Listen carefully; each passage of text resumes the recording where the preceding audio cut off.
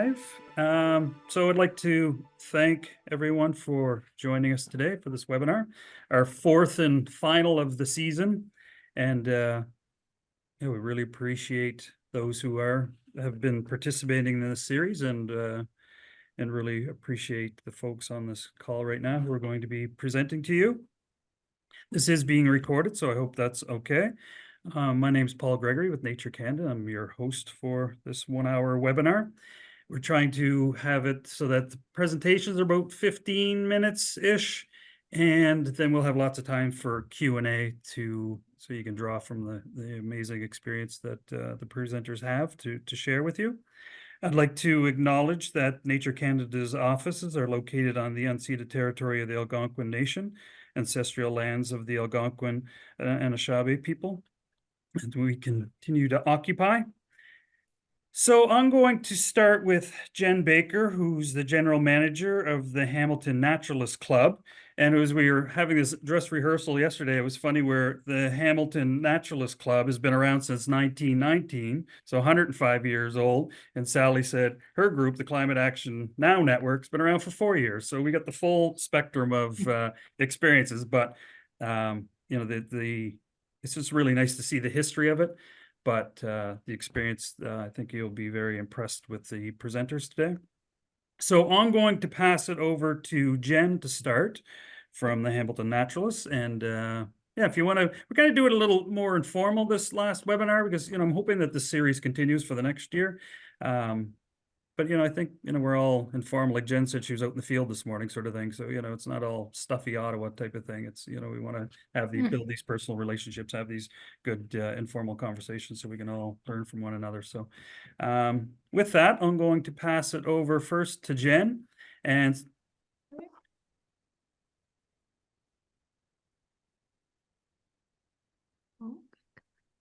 okay. Thanks, Paul. Okay, and on mute. Hi, everybody. So as Paul said, I'm Jen Baker. I don't know if everybody can see that, but I don't know how to get rid of it. So, okay. I am with the Hamilton Naturalist Club. I was out in the field. I try to spend like at least half my time out in the field. A lot of it is managing invasives. And if I have to go running away, then it's because I found a tick. So that's why. Don't take offense. It's just part of being out in the field. So as Paul said, the club is 105 years old. We work to protect and restore nature and get people out in nature.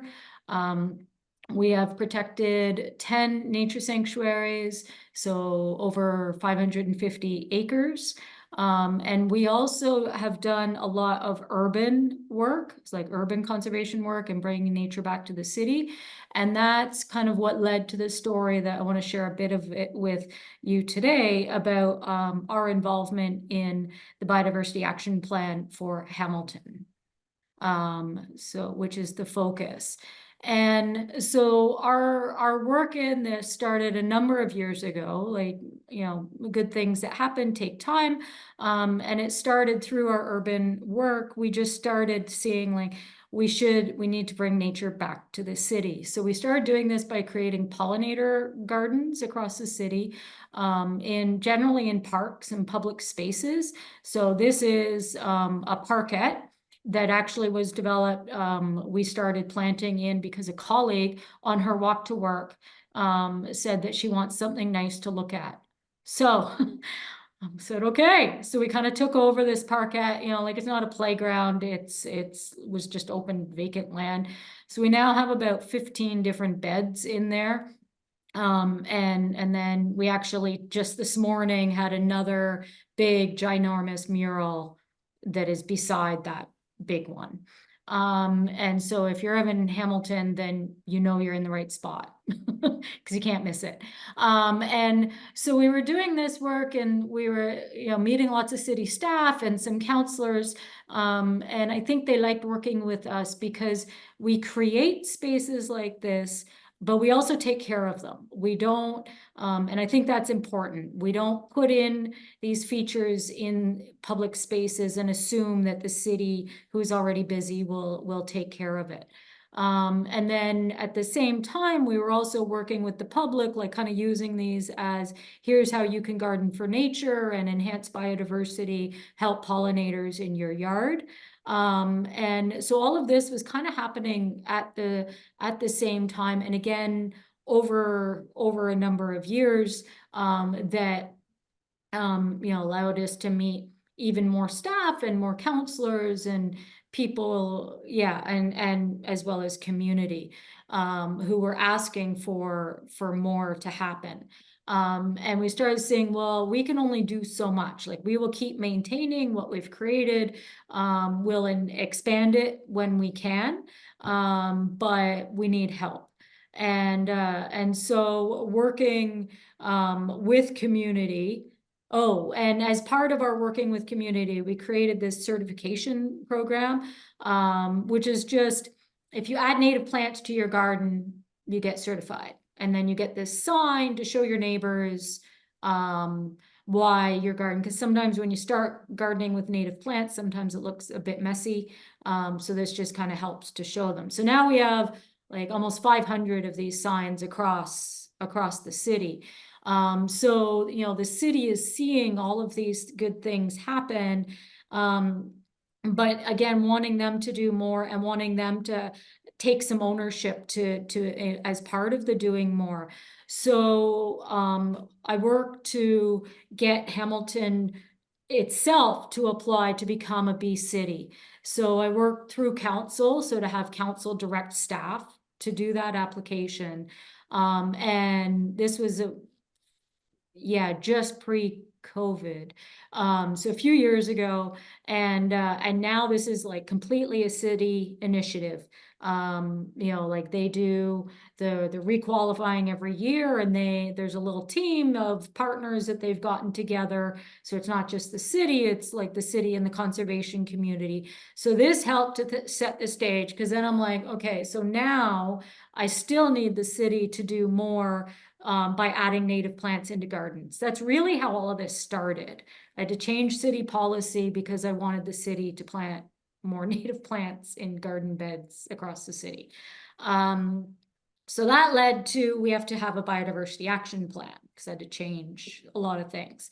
So the first response was, no, we don't need a biodiversity action plan. We have an urban forest strategy, which will take care of it. But I was first told years ago that we don't need an urban forest strategy, and we have an urban forest strategy now. So I was like, well, I'll just keep talking about it, just keep pushing for it, just keep saying we need a biodiversity action plan, and collectively, like as an umbrella for all of our actions, not just for the city, but to keep all of us on track for what our collective biodiversity enhancement actions might be. So conservation, community, and the city.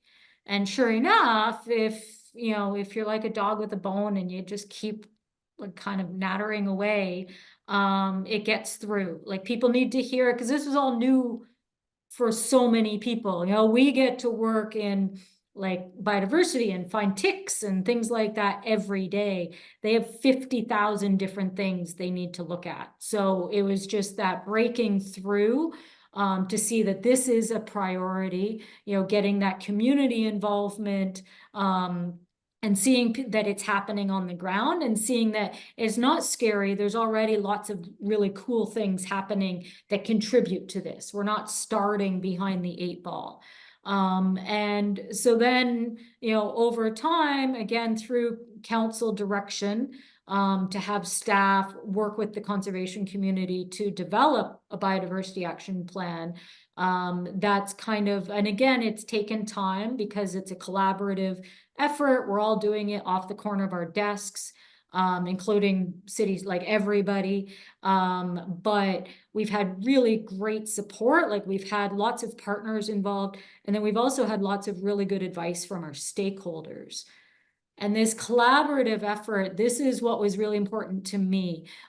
We could have advocated to council to say, we need the city to hire a consultant to develop a biodiversity action plan that we probably wouldn't have been happy with at the end of the day, because there only would have been so much involvement with us and with the city. And doing it our way, yes, it takes longer and it's more work, but we've had involvement from every city department, and there's like 5,000 of them. Like, there's a lot. And we've had involvement from all of them. Because yes, it's been going on for a long time. So that means they've been hearing about it more, and they've started to see how they could be involved. And, oh, hey, they're actually already working with RBG on this initiative, or they're already working with the Conservation Authority. So they're starting to see how they can be involved in other ways, and vice versa. We're starting to see, oh, that's a really cool thing. We can work with you on that. We can maybe help to engage the community more, or, like using all of our skills. So I think for our community, I think this has been the best way to go, for sure, for developing it. Because we've had so much some more support, like full dedication from all of the partners in making this plan happen. So here's a sneak preview of the cover of our plan. It should be approved by all of our boards and councils, because it needs to be all of us, because we're collaborative. Yes, the city is the biggest partner, and it's complicated because you need to have things in place like 2 months in advance to make it to the planning committee meeting and stuff like that. But it should all be done by the end of June. Then we move into the implementation phase. I will probably have a whole webinar about that in next year. But just for the development, and then with the actions, so the development and implementation it's gonna take time to figure out the terms of reference for the steering committee and all of that framework for governance and stuff.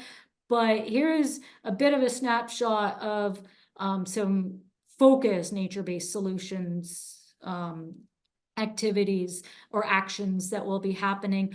And then like there's 50 other actions.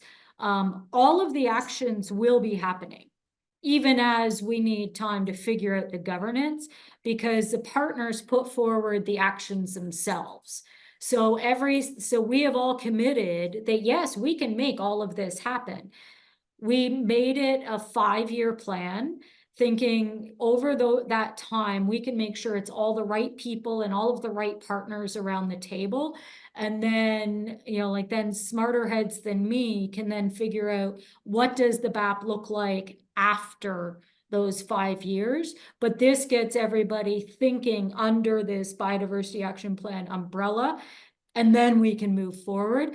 And as that big picture, high level stuff is happening, all of these actions are also happening, because it's 0 to 5 years. We already know we can do it. We might need to secure a bit of funding, but we already know, have teams in place and all of that kind of thing. So yeah. And then a big part of this also is everybody needs to be involved. Like we're not going to fix biodiversity by having, like the city and some conservation folks do some cool things. We need all residents to be involved. So residents have actions too. It might be a surprise to some folks, but we have a list of things that you can do, because we really want everybody to be involved. But the focus is, like the big stuff is the city and the conservation community. And then just some tips: patience. I don't have a lot, so it's something I'm still working on, because this has been like 5 years consistently, because partnerships means things take longer, but then it's still better at the end. So you have to remember that. The focus. So every time you see somebody, you see senior staff, or you see council, or you see anybody, we need a biodiversity action plan. So they're hearing it all the time. Gotta be a dog with it. Like, you gotta like just keep at it, because again, remember, like after they met with you, they might have had 50 other meetings that day about 50 completely different things that it takes to run a city. And that's council and staff alike. So for me, I need the on the ground work. So I think it's probably not just me, but I know I need that to see that stuff is happening as these big conversations and these big initiatives are happening. We're still seeing biodiversity is being enhanced and restored and protected as the plan is working. And it doesn't need to be perfect, like just do it. I didn't know how to make a biodiversity action plan 5 years ago. I still don't know that I do, but we're doing it. So you just gotta jump in and just start doing stuff. And that was kind of what I wanted to share.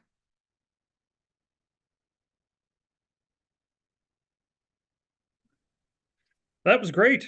And they're already seeing question in the city of the gentleman in the Regina is asking, so you know, how you went about it. So we'll leave that till after the presentation, and we're going to the Q&A standard. But it's, you know, when I was kind of brainstorming this whole series, when we went to talk about the twin crisis and, you know, climate change and biodiversity crisis, and, you know, it's a depressing conversation a lot of times. And, you know, we've all been at this for a very long time, and it's very close to our hearts, and, you know, what drives us, our passion. And, you know, what you're doing is, you know, beautifying the communities. Like, you know, you get to see these results, and it's just makes life better to see nature. And it's funny, with my house, like I was talking about this big cedar hedge I have around the house, and I try to leave a certain amount of my property for nature.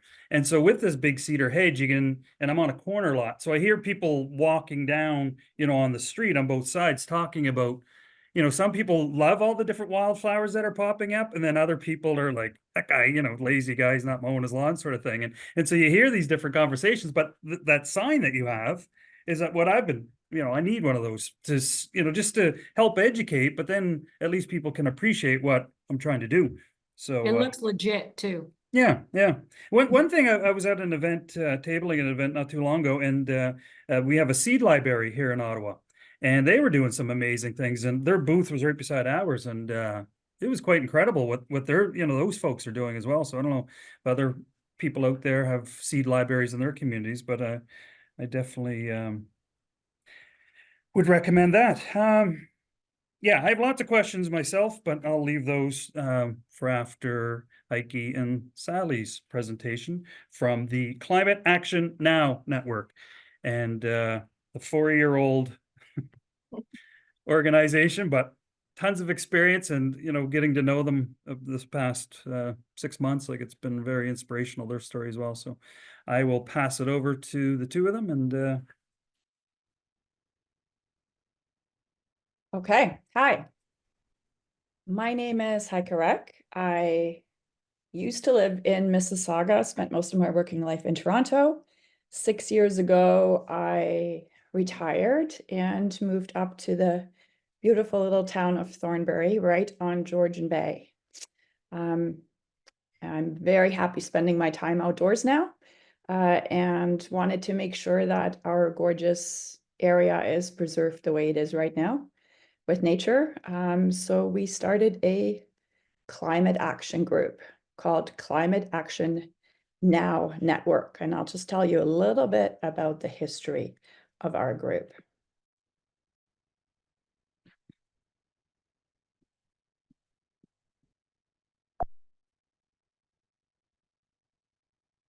So Climate Action Now Network, we are a volunteer group in the town of the Blue Mountains. Our goal is to reduce the carbon footprint of the area and work together towards a more sustainable community. So this is our little motto that we put on all of our correspondence and all of our flyers, and just to remind everybody what it is that we're trying to do. The history of the group goes back to 2019.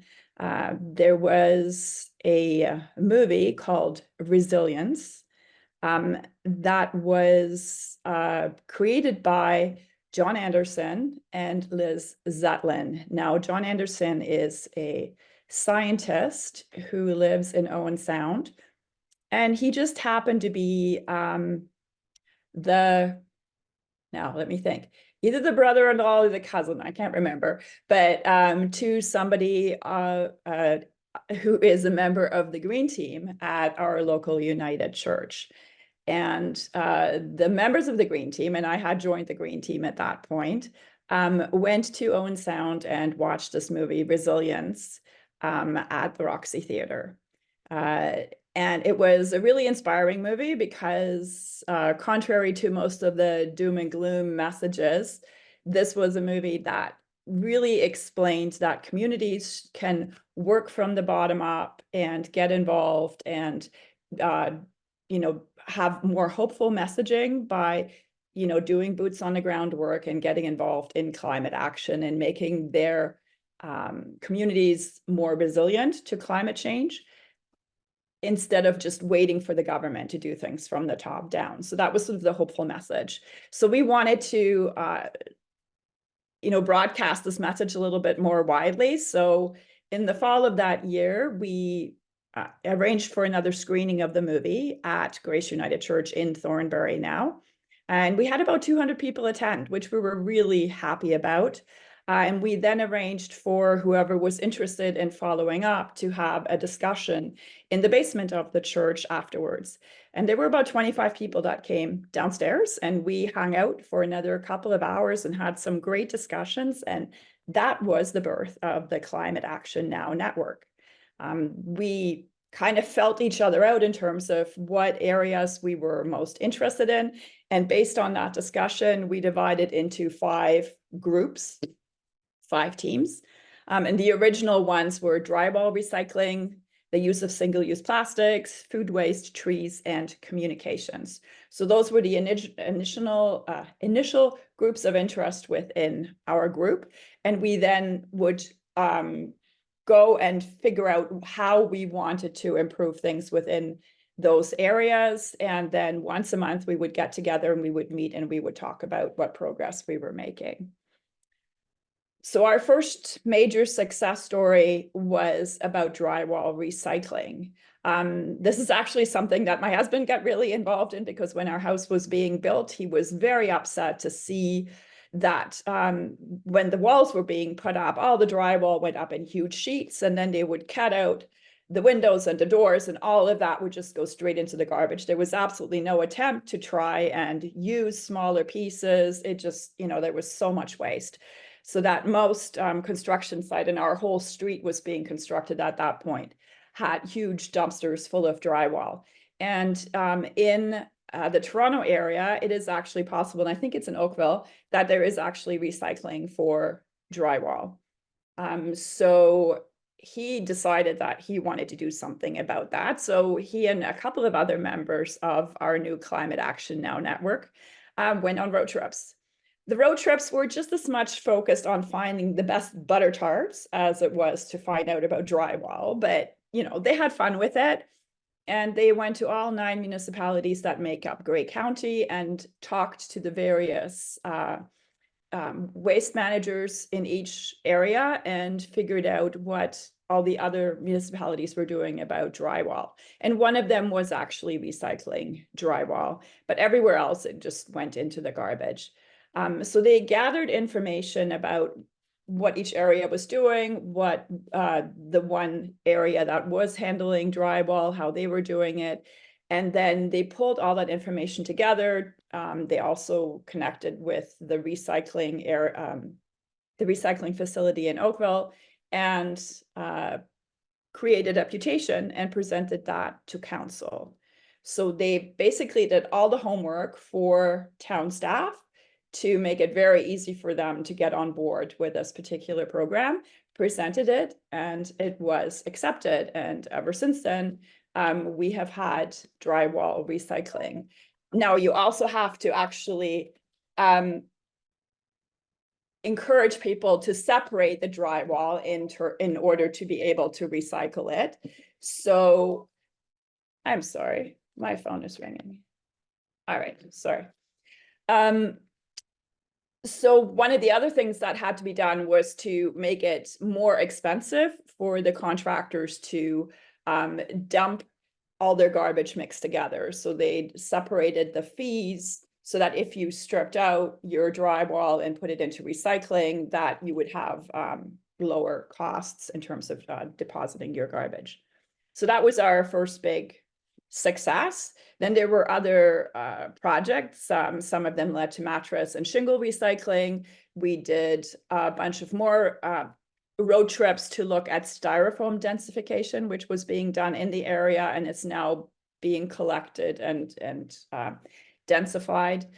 We had a group that looked into natural burials, and we're about to have a section of our cemetery designated as a natural burial ground. And if you're not familiar with natural burial, it means that there's no cremation, because cremation takes a ton of energy. There's also no embalming, because there's lots of chemicals. Basically, you just take the body, put it in either a simple cotton shroud or a very plain wooden box, and you put it into the earth. So that it's a regular, not a regular, but it's a fairly standard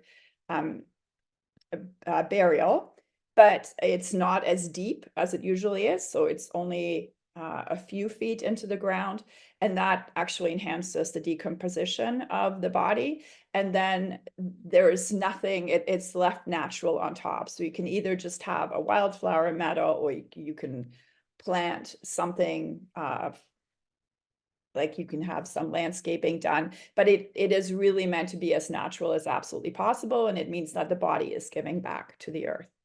And then one of the other things we do every year is we do cleanups within the community. And we usually do that around Earth Week. So we just completed one. So this is, oh my goodness. I'm sorry, I just realized that this is an old version of the presentation. I'm gonna have to stop sharing and get the right one on. I apologize for that. This has got the wrong slides.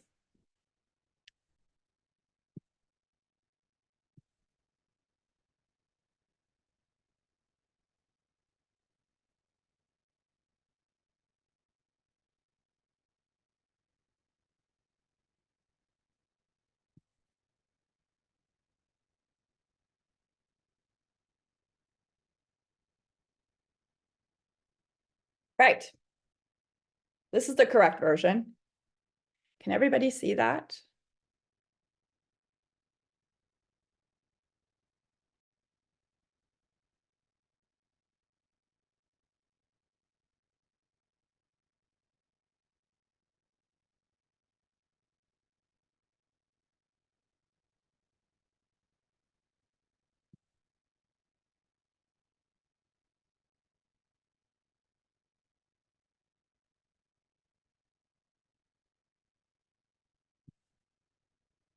Am I sharing screens right now?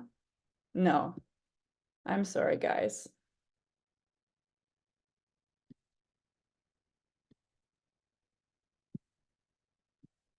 No problem at all.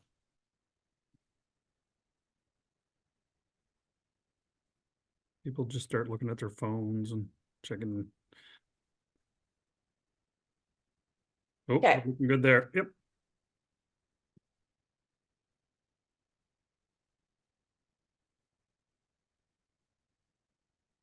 That it? Looks good. Okay. So there's a picture of our last cleanup. It just happened about a week ago. So one of the important things to remember is that all of these projects were conducted in partnership with our municipality, and the relationships that we had with the council and the staff really are key to our success. So this is something we learned really early on, is that the more we work together with the town and the better our relationships, the more effective it is what we do. So some of the other things that we do are attending promotional events. So we have attended farmers markets. We also have the local Beaver Valley Fall Fair, and we did a tree giveaway at the Fall Fair, and we gave away 400 tiny little tree saplings together with some education about how to plant them. We've attended conferences, and we have also done tree planting with our sister organization. So there is a Tree Trust. Now, Tree Trust is an organization that actually looks after mature trees, and cares for mature trees and tries to extend their life. But they also, in combination with looking after mature trees, do lots of tree planting. And we have worked together with the Thornbury chapter of Tree Trust. And now I'm going to pass it over to Sally, because Sally was the one who was very much involved in the next project, or the most recent project, which is Families for Climate Action. Thank you, Heike. Do you want to move on to the next slide for me? Yes, so I'm Sally Leppard, and I'm also retired, and I live in the town of the Blue Mountains, which is a beautiful place. And as Heike said, we're trying to keep it that way, because that's why people come to live here. That's why people have always lived here, and that's the way we want to keep it. But eventually, of all the things that Heike said, I joined CANN about 2 years ago.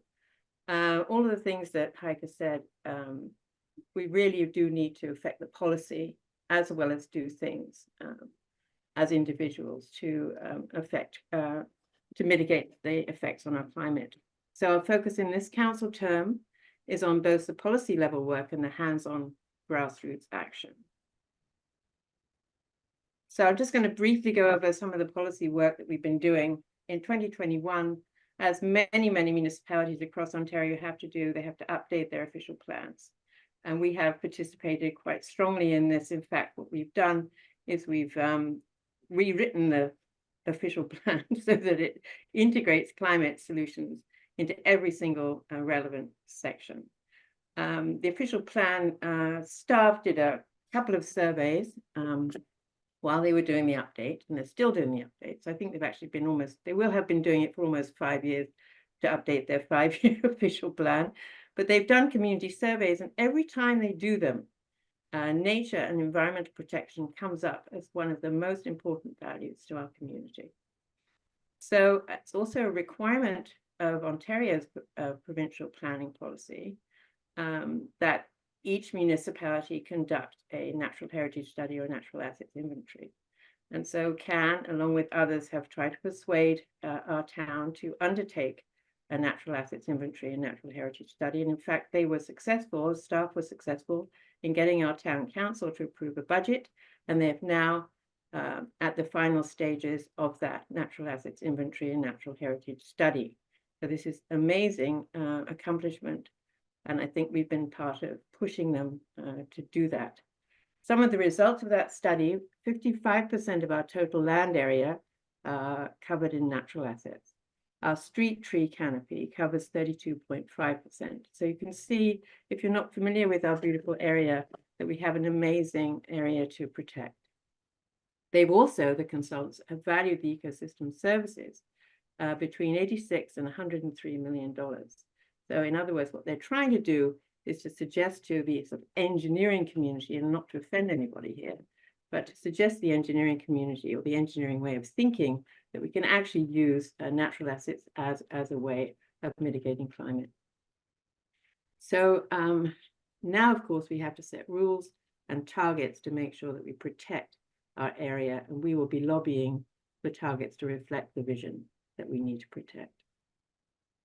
As well as policy, and CANN meets regularly once a month, and we talk up a lot, and we do a lot of things, and we have a lot of visions and inspirations. But in fact, what we really need to continue to do, is engage grassroots at the grassroots individual family level. So we wanted to figure out how to do that, because as our community is extremely involved as a community, as church groups and Rotary clubs and fantastic volunteer efforts here. But in terms of climate action, everybody seems to want to do it, but they just don't really know how to do it or what to do. So we convened 2 focus groups to identify messaging and the support that residents need to encourage climate action. So this spring, we launched our first major grassroots project called Families for Climate Action. And our first project, thanks to Nature Canada, is Naturalizing Your Yard, and it's gathering support. 3 events have been attended in May, and it doesn't sound very much, but 20 volunteers have signed up. So we're really happy. And one of the things that we need to do is to actually monitor and measure the success. We don't have the signs that you have, Jen, but I'm going to be calling you to see if we can get them, because it sounds fantastic. We talked about what kind of signs, but we haven't actually done that. So we need pictures and photos of how much people have done, the success that they've had, and we've got incentives. So hopefully they can win prizes if they do that. So in conclusion, through our strong relationships with our municipal council, we hope to embed climate change mitigation and adaptation through our official plan, recognize, protect, and implement nature-based solutions to climate change, not just engineered solutions, and push council to implement green development standards, because our area is one of the fastest growing small municipalities in Canada, and it's very desirable. People want to come and live here, and we drive by and we see all of this tree cutting going on so that these houses can be built so people can live here. So there needs to be control, there needs to be green development standards, and we're pushing for that. And I think at the end, we need to really make sure that the staff and the community have a climate focus, so they think about it every single day of their lives, and they do what they need to do, the little bit that they can. So through our hands-on grassroots action, we hope to inform, educate, and encourage and reward residents to increase their climate action. And lastly, to quote our focus group participants, they found that climate change is overwhelming. We don't know how to help or where to start. But they say, give us something fun to do, and then we can celebrate our success. And naturalizing our yards is a great start. So CANN, we are small, but we're mighty. So thank you very much. Awesome. That was great. Thanks to you both. It's it's inspirational. And that's what I was hoping, that, you know, when I met all three of you, and hearing your stories, that I was inspired. So it was, you know, nice to be able to share that with you know, the participants on the webinar. And because it really is, it's the positivity that's going to make the big change, not you know, the negativity that, you know, as we know, we've been at this for so long that when I was working at the Sierra Club of Canada and others, like, you know, we thought, well, we got to tell people that the sky is falling, because, you know, we'll get them, grab their attention, wake them up, and we'll make the change. And then, you know, friends of mine kept going, doing PhDs on this topic, on how to communicate effectively to change behavior. Turned out it's positivity. Then that's the only way, especially being able to do it in your own home and see those benefits. And you know, then it's just all human centric as well, that we're helping other species that we share the planet with, is inspiring. So now I am going to go into the Q&A section. So this one, I believe, is for you, Jen, and it's from Jim Elliott. How public can this biodiversity action plan? I'm talking to Regina City Council about our parks master plan, and I would like to refer to this if I could. Yeah, good question. So I could share the draft with you, because that's been approved by everybody. But the final I can't share until the end of June. So after it's approved, but the draft is actually on the city website, which is great. But that's all I can share right now. But by the end of June, everything is public. Is there anything you'd like to say to that, Jim? And if you want, I'll give you my email. It's pgregory@naturecanada.ca. I'll write it down here, but and then I'll connect you to Jen if you like that way. The next question is from Peter Kroll. Hello, Peter. Is building supportive coalition is important, and one feels a respective city does not want to work or move on biodiversity or nature-based solutions. So is building a supportive coalition important if one feels a respective duty does not want to work or move on biodiversity or nature-based solution? I guess everyone's shaking their head, so everyone can add an answer. I'd just like to say that in our work trying to encourage the town to embed climate action within the official plan, we've found that getting support letters from all of our associate organizations really, really helps. So the more networking and the more support you can get from organizations like that, our Ratepayers Association, our Watershed Trust, Tree Trust, all of those organizations around here, they send letters to support our positions. So I'm not sure that that really answers it, but we also did find out quite recently that our mayor particularly says that it really, really helps if you get 100 letters or 100 signatures or petitions, not petitions, she did not say that, she said letters or emails will really, really help council move forward. Now, remember, we're a very small municipality compared to Hamilton, so you might need 1,000, Jen. I don't know how many letters you will need, but that really, really helps because there's always people opposing something, so you need to overwhelm them with the positive side. I hope that answers a little bit of your question. And I agree too. I mean, more heads just makes for a better solution. So getting folks around the table. In Hamilton, we do tend to work collaboratively on a lot of things. And this started, a few decades ago with the Remedial Action Plan that kind of pulled all of the groups. So I think we are often used to maybe working with partners that you wouldn't really normally think of as partners in some cases, like beyond the conservation community. So yeah, it's a standard here, but also it just makes it better because then you get different ideas from different people. And as Sally said, if you're looking at policy changes or you need the city to do something, council needs to hear that it's not just you. They need to hear from many because the people who aren't liking what you're doing, they're going to hear from them for sure. So they need to hear that it's not just you.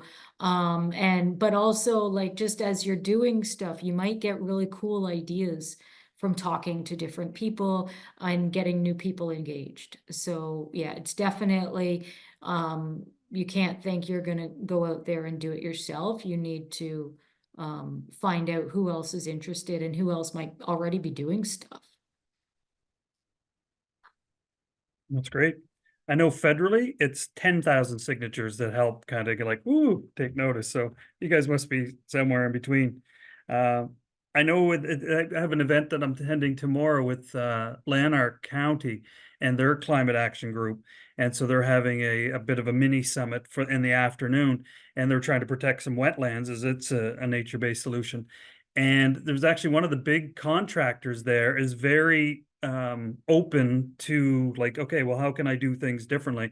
And it's just, like you're saying, getting those partnerships that you may not think of is such a critical piece to, if it's the climate action group and a big construction company kind of coming forward with the same message that, you may be having behind the scenes. I think, then the elected officials will be like, oh, perfect. I'm keeping both of these groups happy and not having to compromise. And last week, just as a quick aside, we had our Nature on the Hill event where we had over 60 groups come to Ottawa, and we had like 3 days of lobbying. So each of these groups would kind of partner up and we go and lobby these different MPs. And one of the MPs I was part of lobbying was a Conservative MP. And so he was basically telling us a lot of these things. And this gentleman was from Southern Saskatchewan, the MP, and he was saying to us, like, go and talk to these cattlemen association or these farmers associations, because I almost feel like the political people sometimes are like the middle men or middle people. So, it's if we're kind of coming forward to them after we've had a conversation, I think it really helps them, make their decision of who's, because if we're coming in saying one thing and other groups coming in to say others, like, who are they going to keep happy? But anyway, that was just a quick little antidote. So does that answer your question, Peter? Hopefully, and I know you're going to be chatting with Jen in a few weeks here, so continue that conversation. Thanks for the compliment, Anna. Anna's question is, she's listening from Calgary. What advice do you have for trying to implement small town solutions in a big city?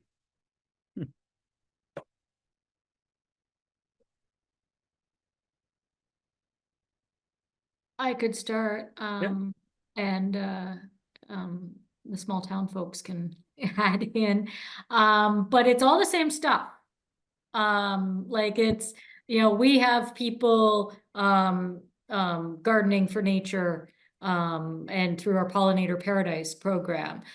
In Blue Mountains, they just call it something different, but it's all the same thing. Like, we're all doing the same thing in different areas.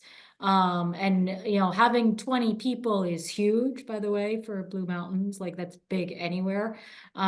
So yeah, like, I think these solutions and the getting people, because people are people no matter where you are. And it's all about getting people involved, because we can't do it on our own, and we shouldn't have to. Like, we all have contributed to biodiversity loss and the climate crisis, so we should all have a role in helping to address it. And so I think it's just, people like being hands-on, whether you're in a small town or a big city, and people like to be involved, but they need to know how to do it. So I think you could do like the same things Yeah, in Calgary. I was going to say that, it's very neighborhood based. Big cities are very neighborhood based. Whether there's a little general store or whether there's a big shopping mall, but there are walking groups, there are local social networks, there are all sorts of things with parent groups, school groups. So regardless if it's big or small city, there are ways of communicating with those people, and we're actually just really learning now how to do that. And it's it's even difficult, even though that was my work. I did that work for 40 years. Finding it very difficult to actually get out through those groups, because it's not what it's who in a small town in some ways. Perhaps not the same in a big city, but I think my point really is that we're all in neighborhoods. We all have neighbors, and we all have schools, and we have churches, and we have organizations. And so I think, where there's a will, there's a way. And Jen, you're absolutely right. That's what they told us. Give us something to do. We want to have some fun, and we want to celebrate this at community wide. So yeah, that's what I think. Sally, you were talking yesterday about influencers as well. Yeah, I found I that don't like to use that word, but it's out there. one of the things I learned is how important relationship building is. We have a couple of people in our group who are just excellent at connecting people, Yeah. and that has really made a difference to a lot of the things we've been trying to do.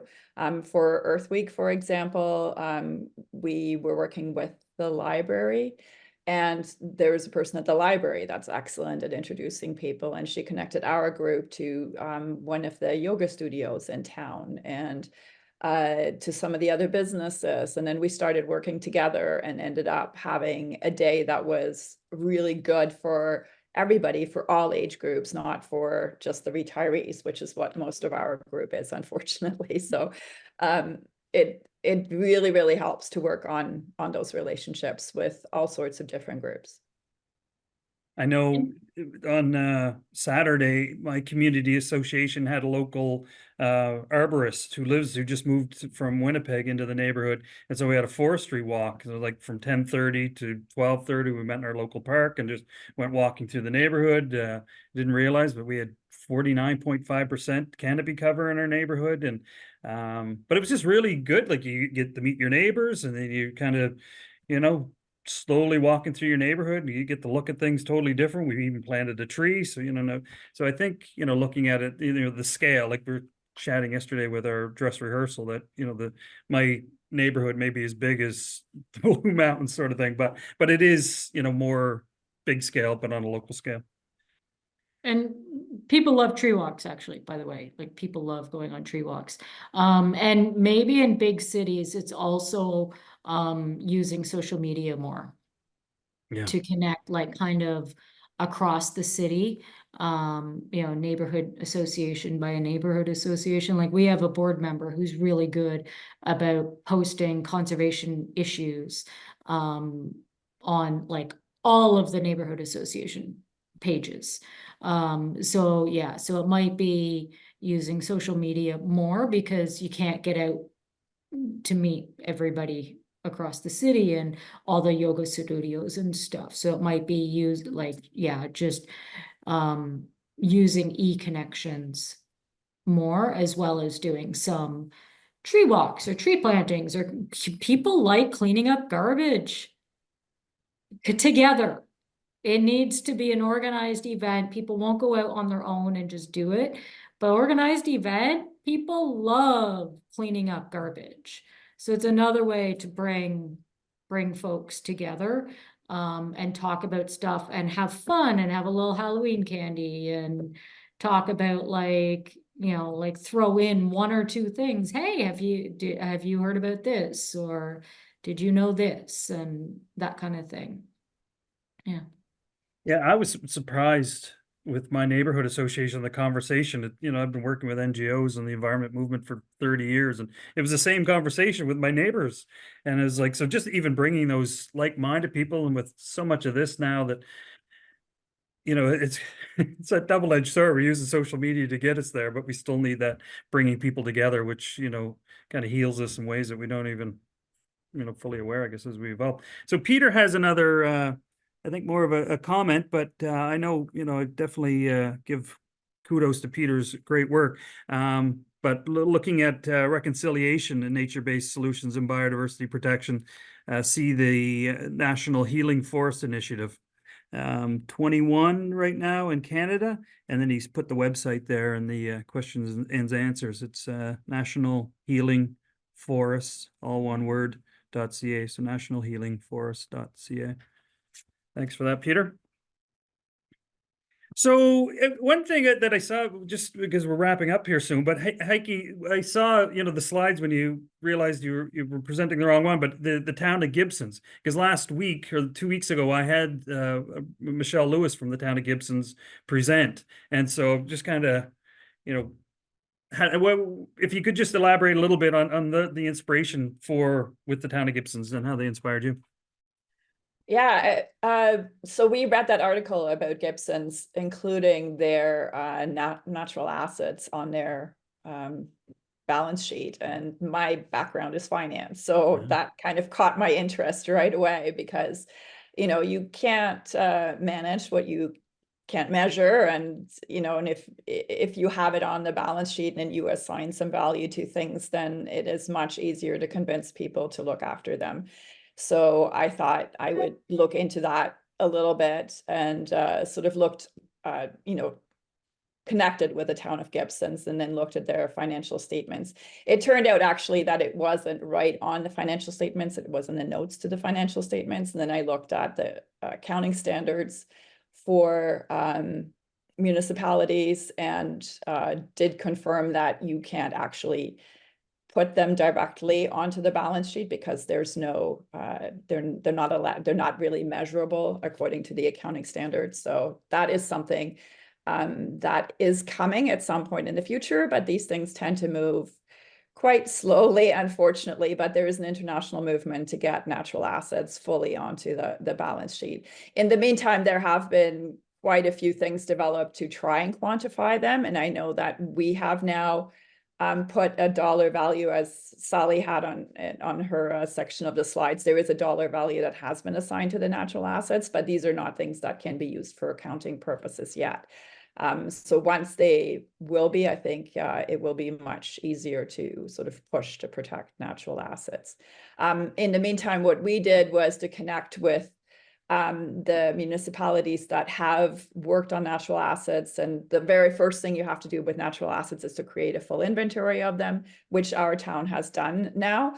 But before that, we just looked into the process that other municipalities went through and talked to them about it, to see if there were any lessons learned or anything useful that we could glean, that we could pass on to our staff and counselors on that particular matter, and then just talk to them about it. So we just try to be as supportive and do as much of the legwork as we possibly can for them, so that it makes it easier for them to then actually jump on the bandwagon and support our causes. So that's the main thing that we try to do.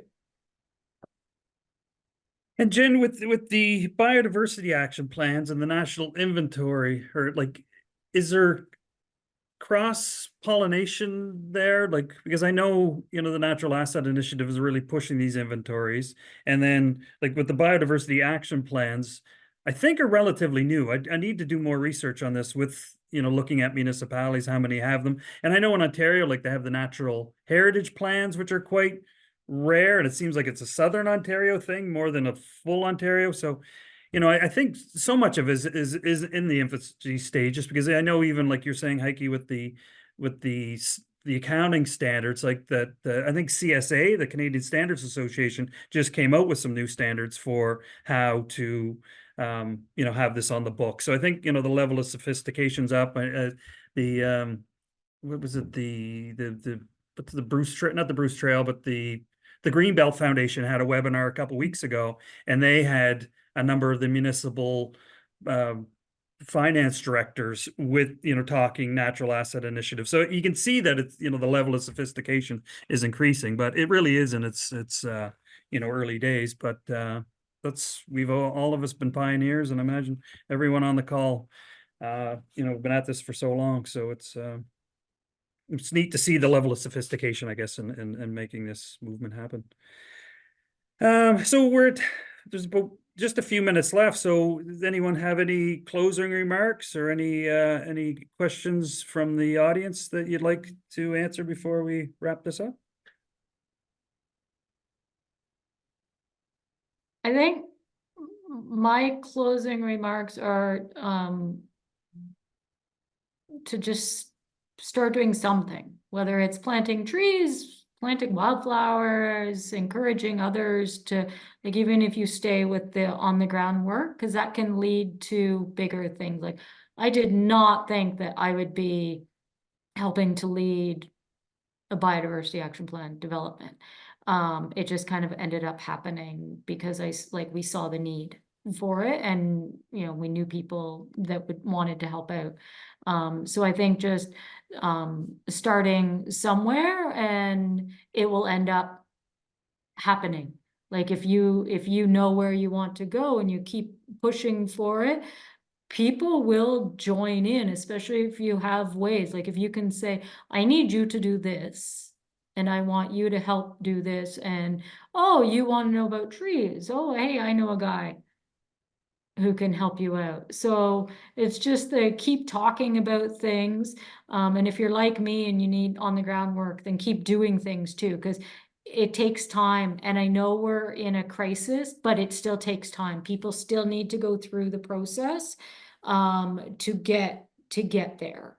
So you can't rush them. They still need to go through the process. But you'll get there.